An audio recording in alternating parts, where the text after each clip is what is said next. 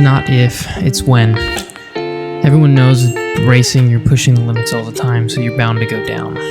After I finally had my first crash during a race, I had a lot to do. A little bit to fix on the bike, mostly cosmetic, but a lot of it was with myself. I had to fix my head. I knew I had to get back on the horse and not dwell on crashing too long. Keep in mind I'm living in a 20-foot trailer, so, you know. First thing I did to get my head right was go to a Moto America race.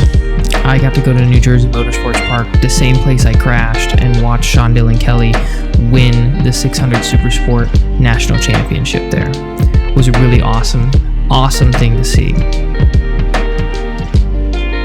But more importantly, I watched how he won. I watched every turn.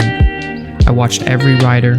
I watched shift points, brake markers, tip-in points, and especially on that turn 12 where I hit the paint and went down. New Jersey Motorsports Park is also where I met this man. This is Anthony Corbo. He runs and owns Bauce Racing. Everyone talks about him. He's got a couple guys in Moto America that he builds motors for, and he builds motors for pretty much everyone else on the East Coast. A lot of hype behind his name, so it's got to be worth it, right?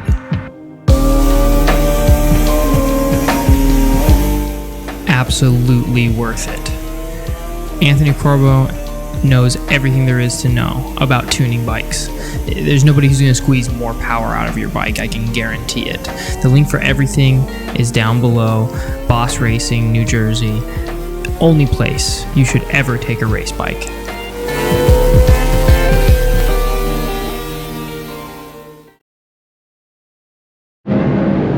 Well, I made it back. We're gonna go faster this time. So just so you guys can see my remarkable craftsmanship, I'm gonna show you the repairs I had to do. Obviously these were hastily done. So you can see a lot of the Bondo and fiberglass and stuff back in there. Very ugly, but no one sees that. The side I low-sided on right here, that I had to, it was completely worn through. You can see right here in the light, if I get my giant head out of the way, that this is just, it was gone right here, right? Because that's where it rests against the case cover, the engine case. So we repaired that. And then I just took like paint, did the red and black, you know.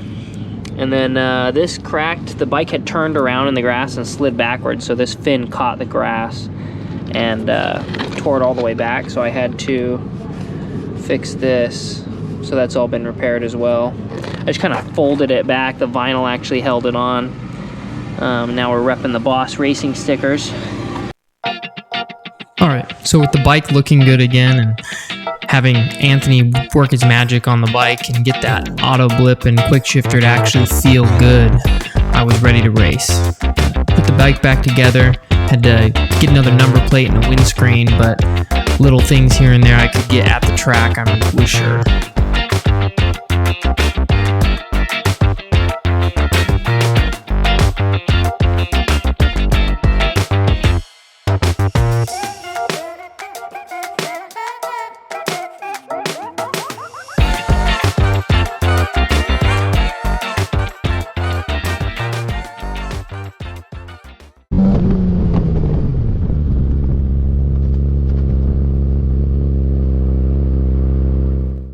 So coming into the race, I was definitely a little bit nervous, even though I had the whole week prior to like study the pros. I got the bike tuned up great from Bauce, and then, you know, I had a whole track day to really get my head right. I was still nervous coming through turn 12 where I crashed, so I just had to really get rid of that and get my head focused on the race.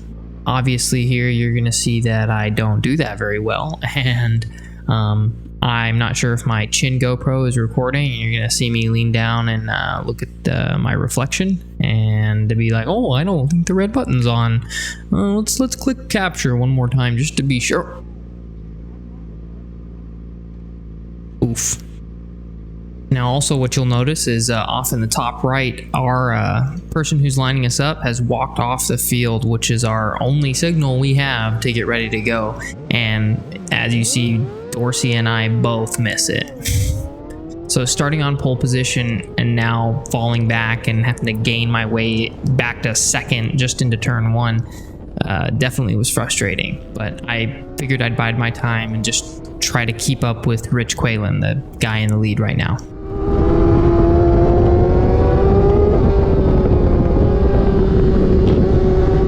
So New Jersey Motorsports Park is definitely my weakest track, not only because I crashed there and there's probably some psychological barriers I need to fight through, but just because the pavement is not very good and everyone thinks that, so it's kind of like even for everybody, you know. It's not like I'm at a disadvantage compared to others, but it's just not my home track. This is the third time here I've been there. I went for a track day like 2 years ago, and then I crashed in CCS, and now I'm back doing Motogladiator.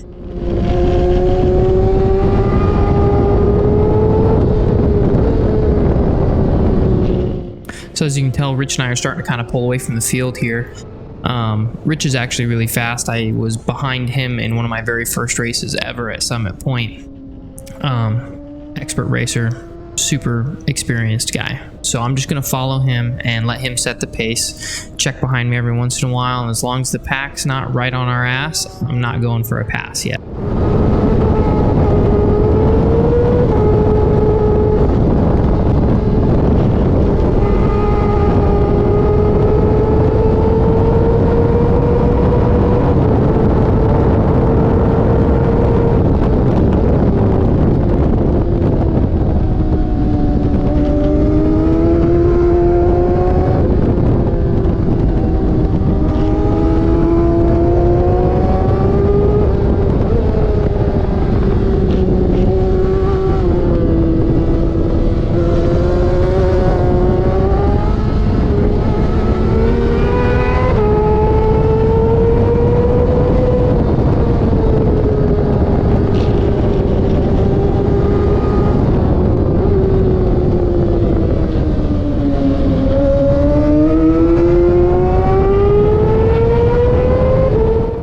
Definitely wasn't planning on going for a pass this early, but we're coming into turn 6, one of my favorite turns, and he's slowing up a little bit more than I usually do. You can really kind of back it into that turn. You have a lot of room when you exit, so you can get on the gas pretty early.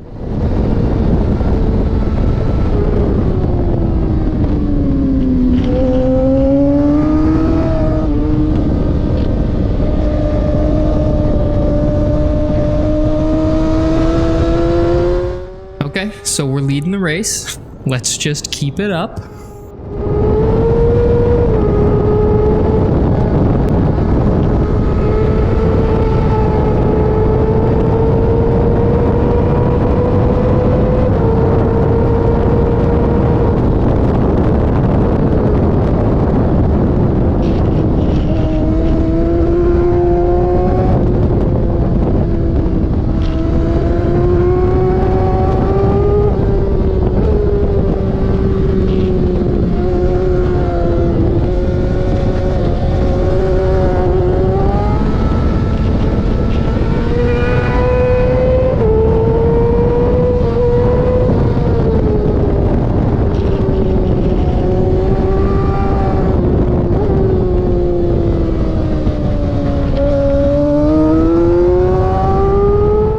Okay, so I have Rich Quaylen and DJ Birch behind me, both really fast guys. So I'm gonna have to keep the pace up if I don't want to start getting challenged.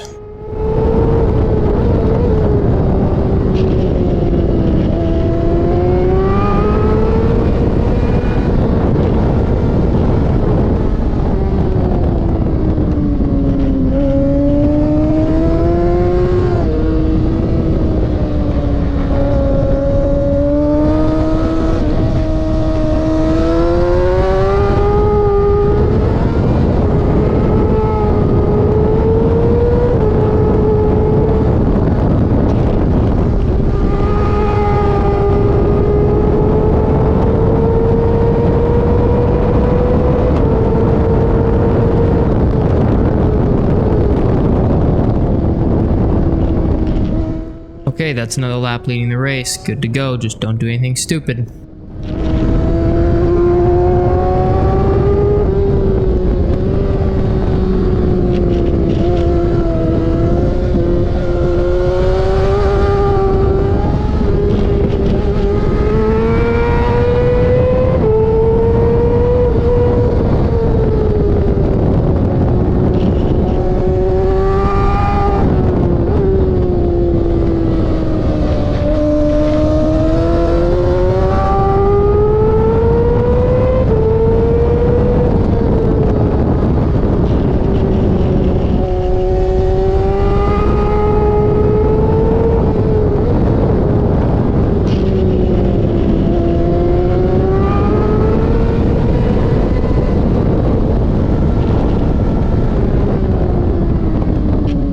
Okay, so we're gonna start seeing DJ really gain on me.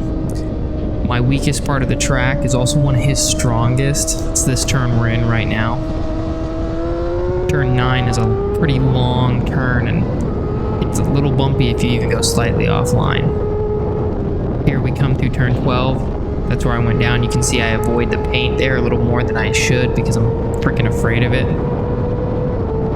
He's drafting up to me right now. He's strong into turn 1, but so am I. He's probably a little bit stronger on the exit. He's definitely stronger into 2. And obviously into 3. He gives up the mid-chicane speed for that entry though.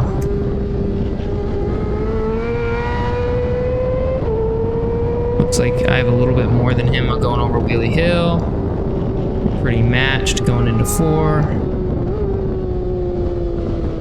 He's got a little more entry. I have a little more exit in 5. 6, we're pretty matched. And 7, he just dominates me. 8 dominates me. 9, I pull away a little bit, but then 10, absolutely faster than me. 10 I need to work on for sure. The chicane section. Oh, 9, not 10, excuse me. Now he's gonna draft me up the straight. Dude, that bike is so fast. He has the advantage because you can see when I brake, so you just gotta brake a little less. I get a little squirrely. He starts pulling from me, so that's P2. Now I'm just gonna do everything I can to try to catch him. So unbeknownst to me, there's only a couple laps left though. So let's see if I can pull it off.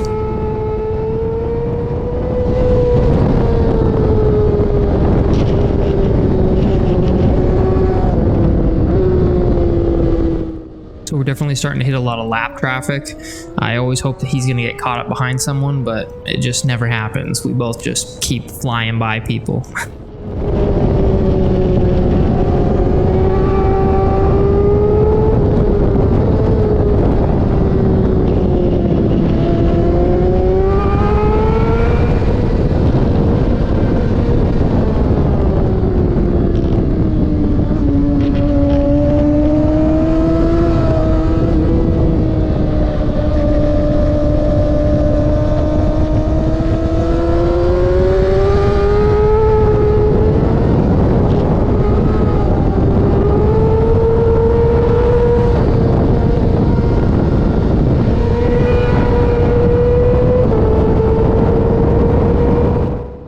So this is the last lap. I'm right on his ass. If I'm going to be able to make the pass, it's got to happen now.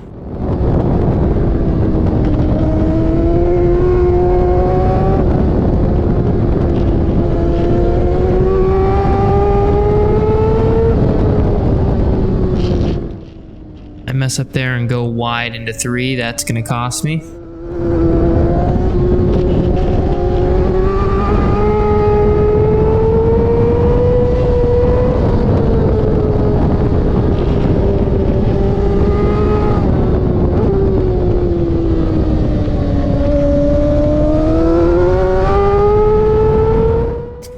we can't see him, but I can hear his bike right in front of me. I am right on him.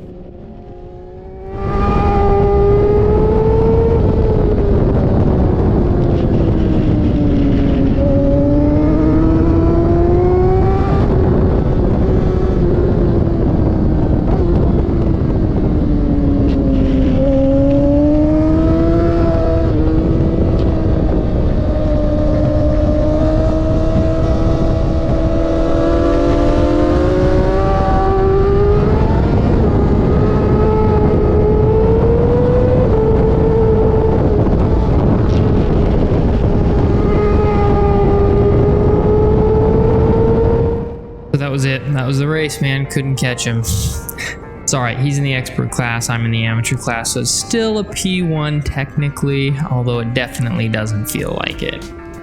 But I definitely redeemed myself coming back to New Jersey and got the bug out of my system of being worried about crashing. So that was the real goal. So this was definitely a win.